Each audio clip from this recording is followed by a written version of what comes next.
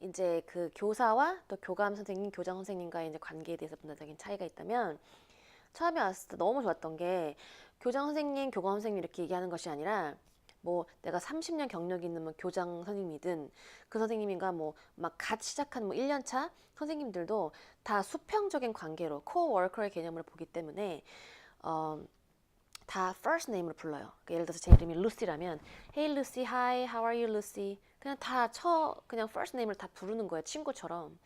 그래서 처음에는 잠깐 좀 불편했는데 저 혼자 이래도 되나? 막 이러면서 불편했지만 아무튼 그런 이제 앞서 말씀드린 것 같이 학생과 교사든 뭐 교사와 교사든 다 수직적인 관계가 아니라 수평적인 관계라는 것.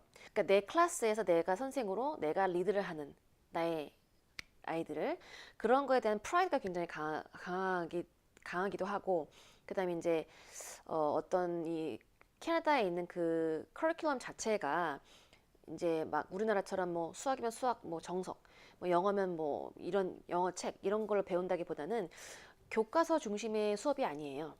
물론 원하면 교과서를 쓸 수 있겠지만은 그 교과서 외에 다른 것들 더 많이 쓰는 선생님들도 많고요. 교과서를 아예 쓰지 않는 선생님들도 있습니다. 어, 그만큼 선생님의 어떤 그 권리라기보다는 뭔가 이렇게 authority 이런 것들 뭐 professionalism 이런 거를 많이 이렇게 존중을 해주는 편이고요.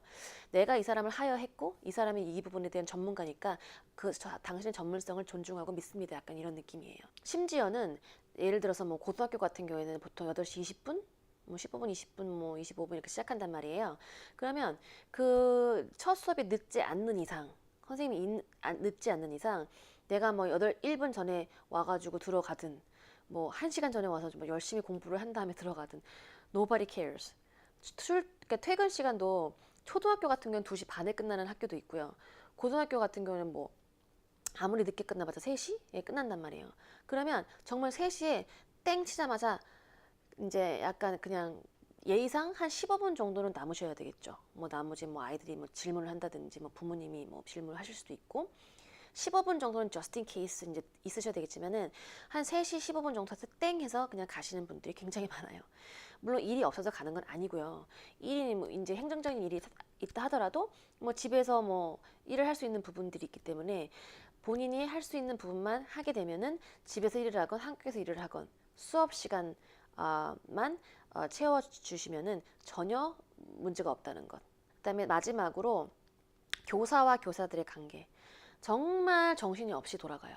하루 종일. 왜냐면은 first block 끝나고 5분 쉬고 뭐 second block, 뭐 third block 뭐 이렇게 나가기 때문에 학생도 정신이 없고 선생님도 되게 정신이 없고 그냥 정신없이 하루가 가는데 그렇기 때문에 사실은 실제적으로는 교사와 교사들의 뭐 갈등, 뭐 교사와 교사들의 뭐 담화 이런 시간이 전혀 없다고 보시면 돼요. 그냥 내일가 내일 하고 안녕 내일 봐 see you later see you tomorrow 끝. 예외적인 부분이라면은 체육 선생님들 같은 경우에는 뭐 가정 선생님 같은 경우는 약간 특수 그런 어떤 전문적인 파트잖아요. 예체능. 그렇기 때문에 체육 선생님들은 이제 gym에 있잖아요. gym이 체육관이 있으면 바로 옆에 이렇게 아지트처럼 있어요. 이렇게 방이. 그래서 체육 선생님만 다닥다닥 붙어가지고 이제 하루 종일 좋으나 싫으나 이제 붙어 있어야 되는 선생님들이나 가정 선생님들 같이 뭐 키친 같은 경우를 같이 공에서 쓴다. 이런 선생님들은 계속 커뮤니케이션을 해야 되겠죠.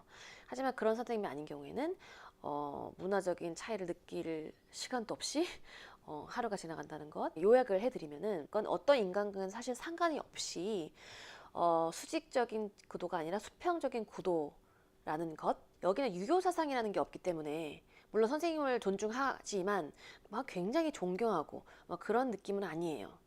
뭔가 이렇게 커뮤니케이션을 할 때 수업 시간에 굉장히 스피드하게 핑퐁을 하듯이 내가 무슨 얘기를 하면 애들이 선생님 질문 제가 무슨 얘기를 하면 선생님 저도 질문 뭐 이런 식으로 좀 약간 커뮤니케이션이 빨리 간다는 것. 정말 뭐 출퇴근 시간 그런 거 구애받지 않고 마음대로 왔다 갔다 약간 선진의식이 있달까. 예, 뭔가 이렇게 존중해주는 선생님을 존중해주고 그 사람들의 전문성을 높이 사는 어떤 그러한 문화가 있다는 게 가장 큰 차이점이라고 생각할 수 있겠습니다. 참고로 뭐 착한 아이들이 착한가요? 좀 많이 고생을 시키나요? 이렇게 말씀하시는 분들이 있어요.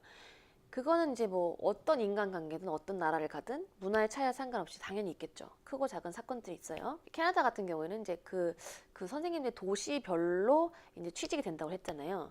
그러니까 도시별로 이제 시공무원이 돼서 취직을 하면은 그 도시별로 차이가 너무 커서 그거는 제가 에버리지로 말씀을 드릴 수는 없어요. 하지만 어떤 경우에는 막 아이들이 막 학교 내에서 마약을 하고 마약을 막 사고 팔기까지 하는 험한 동네가 있는가 하면 어떤 데는 하나를 말하면 5개를 막 알아듣고 저 같은 경우는 뭐 최근에 막 발렌타인스데이라고 해서 선생님 정말 제 친구가 되어주시고 스승이 되어주셔서 감사합니다 하면서 막 로즈를 주거나 뭐 쿠키를 구워서 주거나 막 이런 아이들이 있어서 제가 되게 감동했는데 어떤 뭐 그런 인간관계는 뭐 어느 나라나 뭐 비슷한 게 아니겠나라는 생각이 듭니다.